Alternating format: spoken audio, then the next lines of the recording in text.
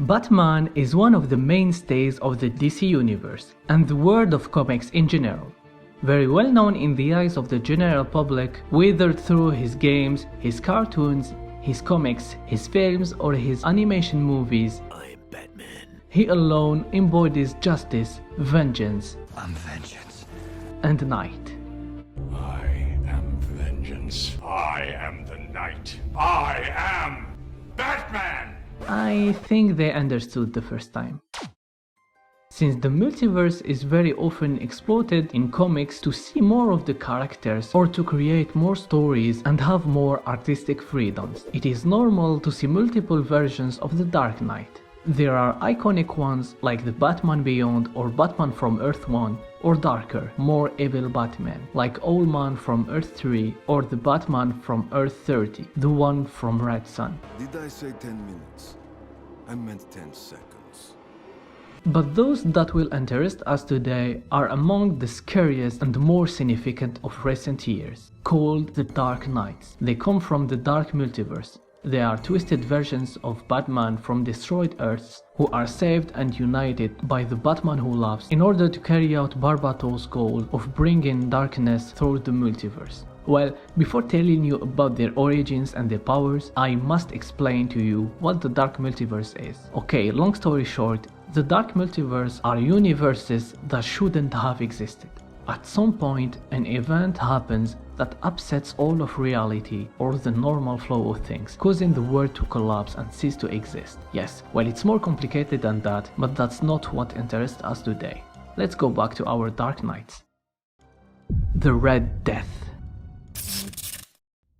Batman is desperate. He has lost all his family, his friends, the Robins, and even Alfred. He wants to capture Flash to steal his speed. He tells him that he is not strong enough, and if he wants to save everyone, he should be faster. He manages to freeze him and strap him on his Batmobile. He wants to race into the Speed Force and steal it from Barry. Thing he managed to do since he was able to seal Barry in him and obtain all his powers, thus becoming Batman the Red Death. Of course, because of this anomaly, his universe was destroyed, but a strange visitor came and offered to join him. But we will see that a little later.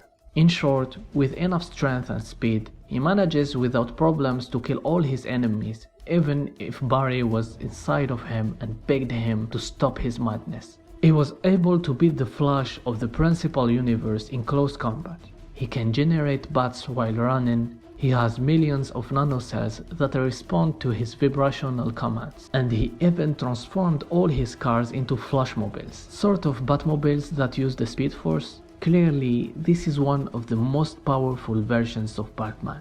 It is only during a fight between Flash against one of the Dark Knights that Red Death is hit by a pure energy of creation and Barry regains control and his color became golden. Red Death being a being of darkness charged with positive energy, his body could not take the shock and he exploded. This is how the story of the fastest Batman ends. The Murder Machine. One day, Batman's greatest enemies discovered his identity and went to the Batcave to torture Alfred, Bruce Wayne's butler, into giving them information about the Bat, thing that he refused, of course. So Bane broke his back and left him for dead, just like he did with the Batman before in the Nightfall comics. Batman, devastated by the death of Alfred, whom he considered like a father, asked Cyborg to help him set up an artificial intelligence which could have the same spirit as Alfred. He calls it the Alfred Protocol. It was a huge mistake. Instead of an Alfred 2.0, they got some kind of virus that wanted to protect Batman by all means, even going so far as to kill all Batman's enemies. Cyborg asked Bruce to destroy this virus, but it was impossible. He couldn't accept to lose Alfred a second time. The program infected Batman, stripping him of all humanity and changing his body into an indestructible cyborg, becoming the Murder Machine. He killed Cyborg and the rest of the Justice League without hesitation, resulting in the collapse of his world that shouldn't have existed. The powers of the Murder Machine are mainly cybernetic. It is a kind of fusion between Batman and Cyborg. He can create boom tubes, which are teleportation portals that Cyborg uses. He can change and regenerate his limbs at will with his nanotechnology. He can also generate holograms of Alfred that respond to his commands. The Dawnbreaker. It was seeing his parent being killed before his eyes and feeling a gigantic fear preventing him even from acting in the face of this tragedy that Batman's trauma forged his steely mind and made him the hero he is today. What if the night of his parents' murder, Bruce Wayne felt no fear, just will?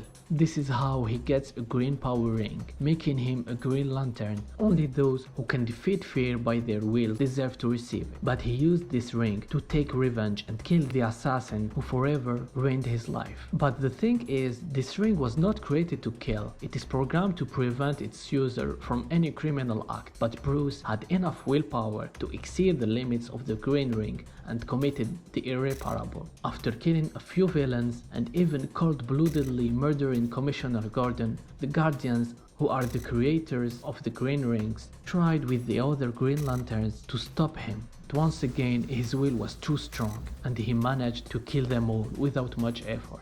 He enters the Green Lantern power battery, which is the source of all the rings' power, and becomes Batman the Dawnbreaker. Of course, after everything that happened, his universe will collapse in on itself. But just before that, a strange character came to recruit him too. Dawnbreaker is a bearer of the Green Lantern ring and has all the powers associated with it. His willpower was so great and the dark void of his mind so corruptible, the ring malfunctioned and not only makes construct of will, but seeps the dark void out of Dawnbreaker's mind, choking light with complete darkness and making dark creatures to attack with. He was even strong enough to beat Hal Jordan, the greatest Green Lantern, in a fight.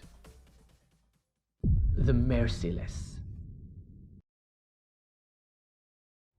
The God of War Ares managed to create a helmet that amplified his powers 100-fold. After learning of this, Batman and Wonder Woman vowed to slay the god and destroyed his helmet. The pair got embroiled in a 2-year-long war against Ares forces before finally confronting the deity in combat, during which Wonder Woman was seemingly killed. Heartbroken over losing the woman he loved, Batman swore Ares would pay, then used the God of War's helmet to kill him, although its power corrupted Batman's mind in the process. Afterward, Batman found that Wonder Woman was still alive and had just been stunned by Ares. But when she tried to remove the helmet from him, Batman chose to kill her rather than give up its power. The empowered Batman then dropped his moral code and went on a killing spree, murdering various criminals and later heroes who tried to stop him.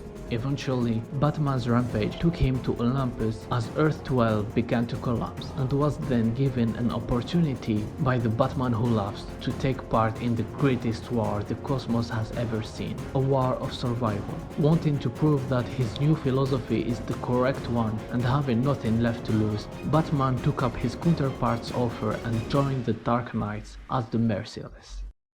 The Drowned.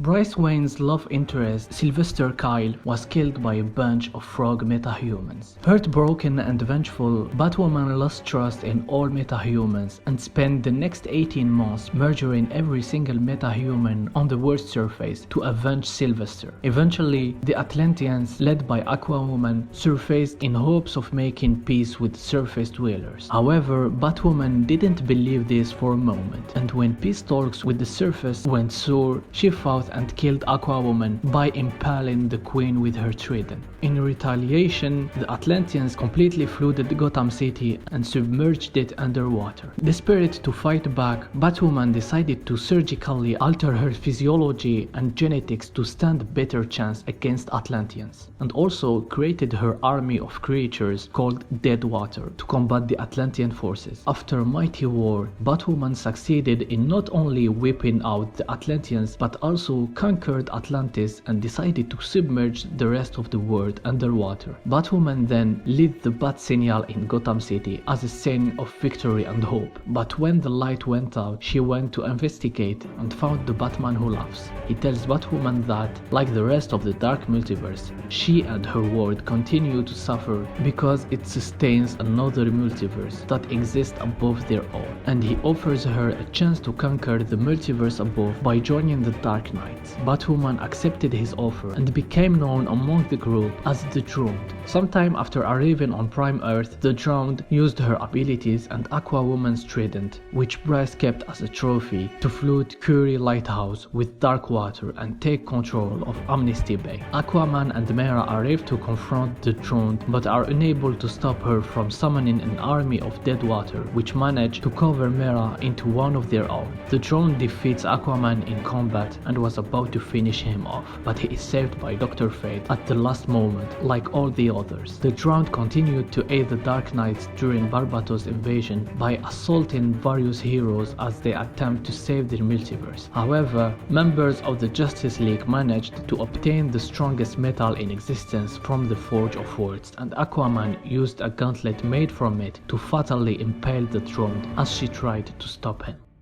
The Devastator. The Batman of Earth 1 had always been wary of trusting Superman, fearing that one day he would go rogue. Unfortunately, Batman's fears would become reality when Superman suddenly murdered Lois Lane and began slaughtering people for no apparent reason. The Capped Crusader hoped that he'd find some explanation as why Superman would turn on them so he could somehow save his friend, but was unable to before he was forced into fighting the Man of Steel himself.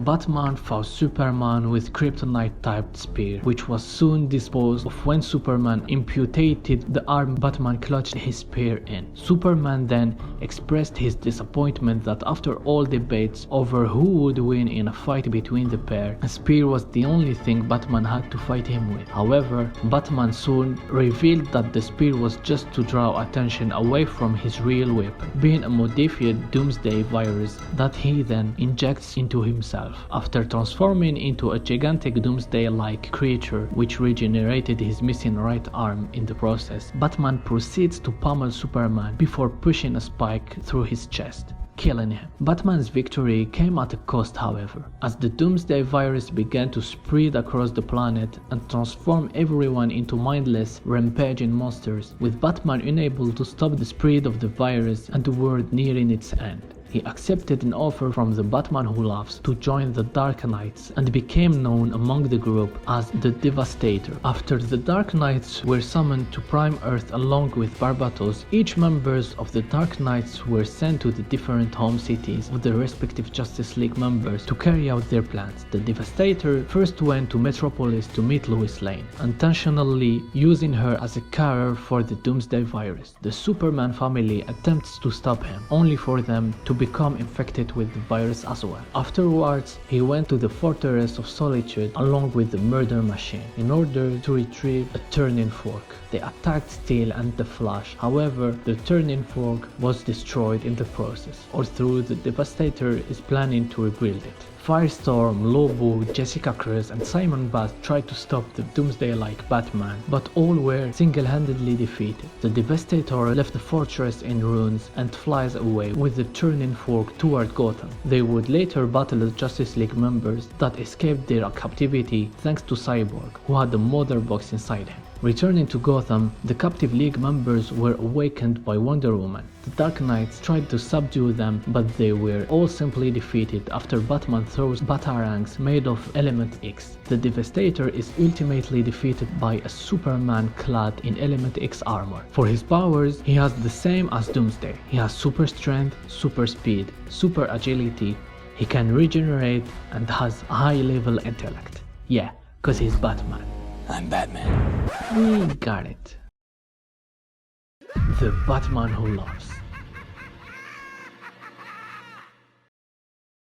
The Batman Who Laughs was once much like Prime Earth's Batman, except that he ended up killing his version of the Joker. After doing this, Bruce was exposed to a nanotoxin that slowly transformed him. It rewired his mind not only to think more like Joker, but also twisted his moral core into something evil. However, despite these changes, Bruce still managed to retain the orderly and logical aspects of his mind, as well as his highly keen and calculating intellect. Thus, he became someone with Batman's tactical genius and combat training and Joker's lack of morality. He also has the latter's desire of chaos and insanity. The Batman who loves seems to have a fixation on winning and believes that he can always do so against his opponent because he had shed self-imposed rules that restrained him from using more cruel and lethal methods in the past. Indeed, without his code holding him back, the Batman who loves has been able to adapt to various situations